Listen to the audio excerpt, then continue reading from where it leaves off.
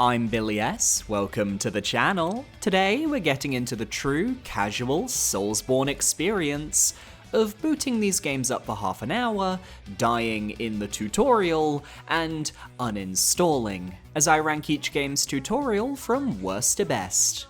They are designed to teach players the ropes of a given game, and Soulsborne titles are known for their harsh difficulty and steep learning curve, yet I don't think their tutorial zones are given enough credit. Often they'll introduce basic mechanics in a fulfilling way, and ultimately give the player time to relax, practice, and get to grips with what they're up against. But they're not all created equally. So let's jump right in. Every Soulsborne tutorial ranked. Let me know your favourite down below. At number 7, we have Elden Ring's Cave of Knowledge.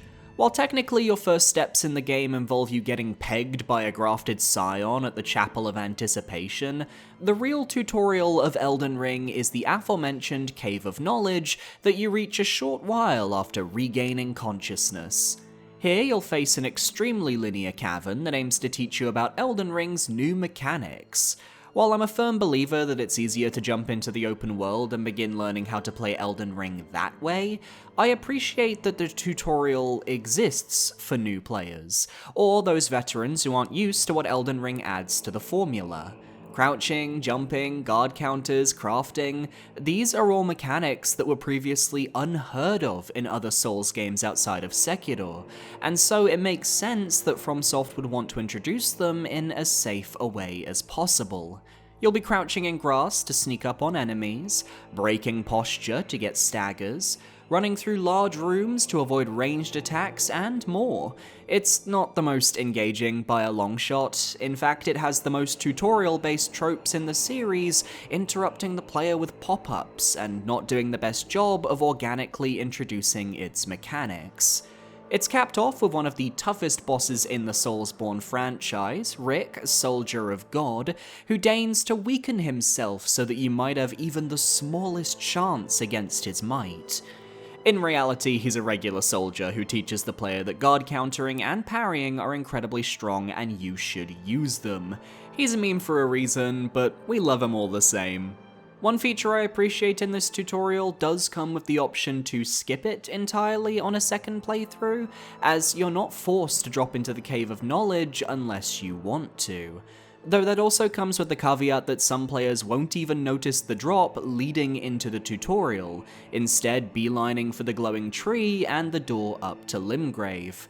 I've seen enough YouTubers and streamers miss it in their playthroughs to tell it could have been signposted better. Overall, the most average tutorial of the bunch. At number 6, we have the tutorial of Dark Souls 2, Things Betwixt.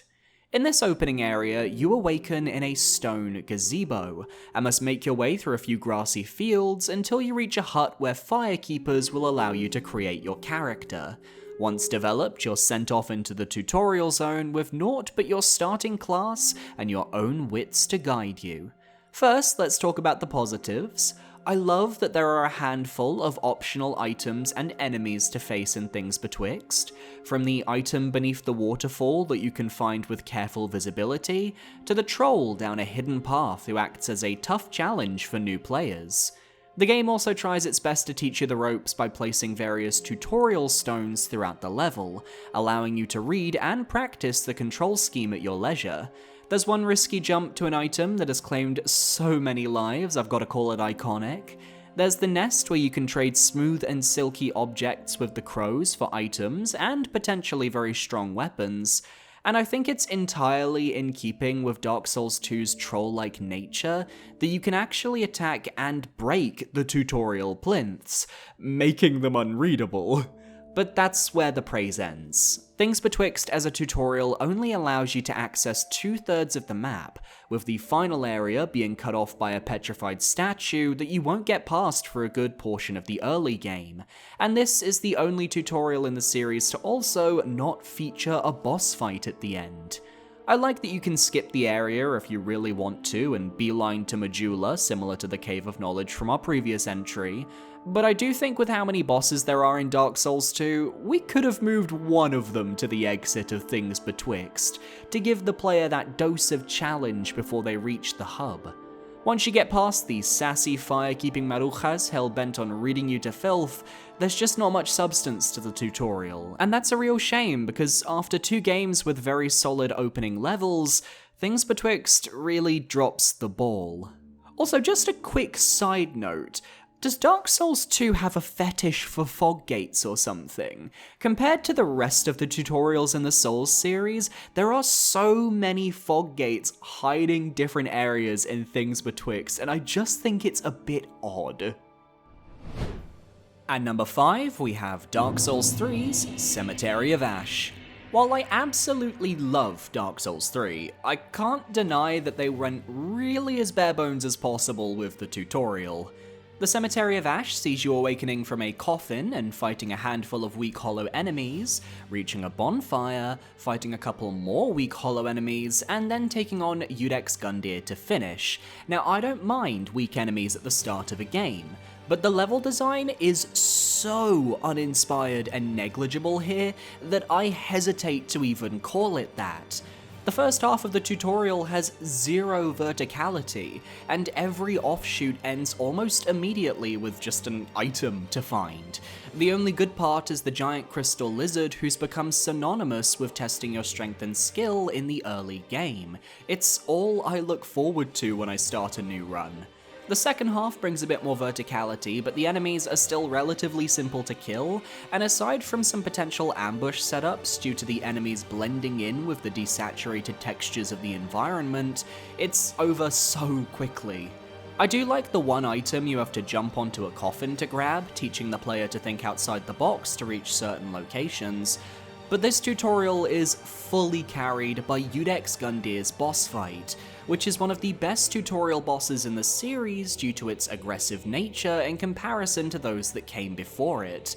There's no hand-holding, you're faced with a complex moveset for a first boss, and told to take this behemoth down as best you can. The music, the difficulty, and the spectacle all come together to create one of the most memorable moments of Dark Souls 3's early game. It's a fight designed around every class in the game, and proves to players that if they can overcome him, they can overcome what's to come when they head to the High Wall of Lothric and beyond. But man, the actual level portion is so fucking bland that it harms Dark Souls 3's overall score and keeps it in the bottom 3 of today's list. At number 4, we have the Demon Souls tutorial Archstone, which features you infiltrating an ancient fort after breaching the fog of Boletaria. This tutorial is unique compared to the rest of the series due to one specific concept. If you die, even once, your tutorial run is over, and you're sent to the Nexus where you'll continue from 1-1. This would normally be considered a bad trait for a tutorial, as it means you can't really take risks or mess up. But a majority of the enemies are honestly just cannon fodder for your chosen weapon, which makes the 2 tougher parryable knights feel all the more threatening. You're taught about the level design of Demon Souls, you learn how to vault over certain obstacles, which is a woefully underutilized mechanic, you deal with classic setups of melee and ranged enemies, and have a few tougher fights to test your abilities the further in you get, all leading to the Vanguard boss fight, where with just one attempt, you have to dodge its slow swings and surprisingly large butt stomps to come out on top. What I love is that if you fail the fight, you're not punished. It's the game saying, off you pop, sending you to the hub. But if you're able to best the Vanguard, you get warped to a brand new area featuring a dragon god, where you can collect a host of extra items to make starting your journey in Boletaria a little easier.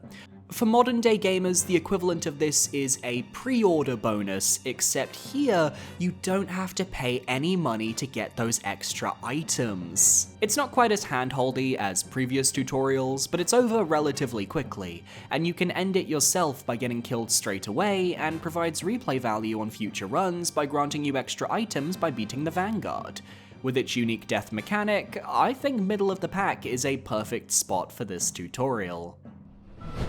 If I can just take a brief moment of your time, I have a tutorial for you.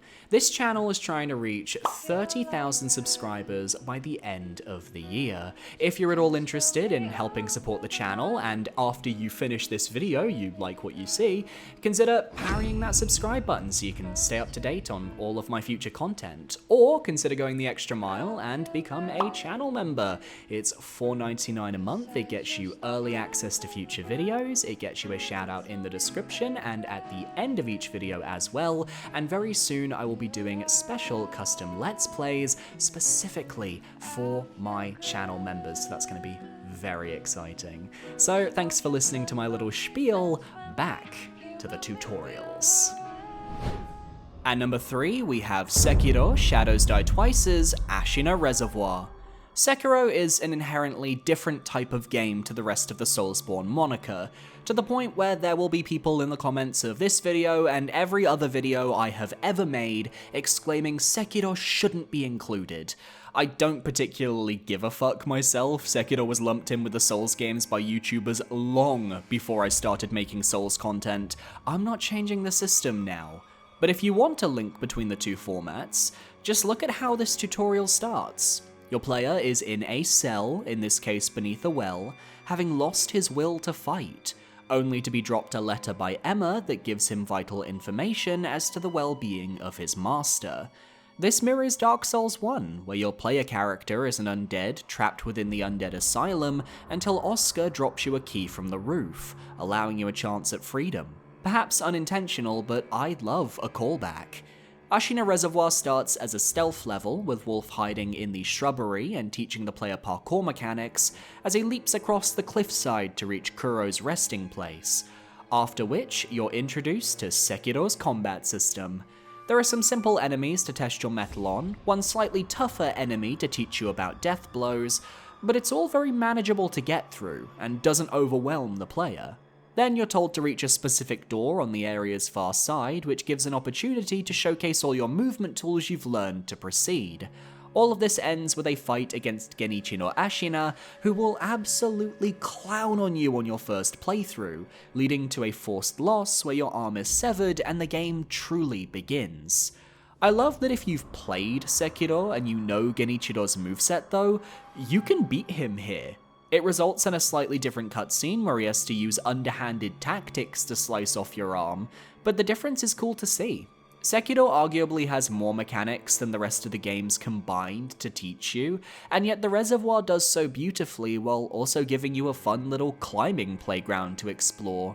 You could also argue the first part of Ashina Outskirts also falls under the tutorial banner, at least up to the first mini-boss as you get to learn about your grappling hook during that section, but I personally have the cutoff at the Genichiro fight.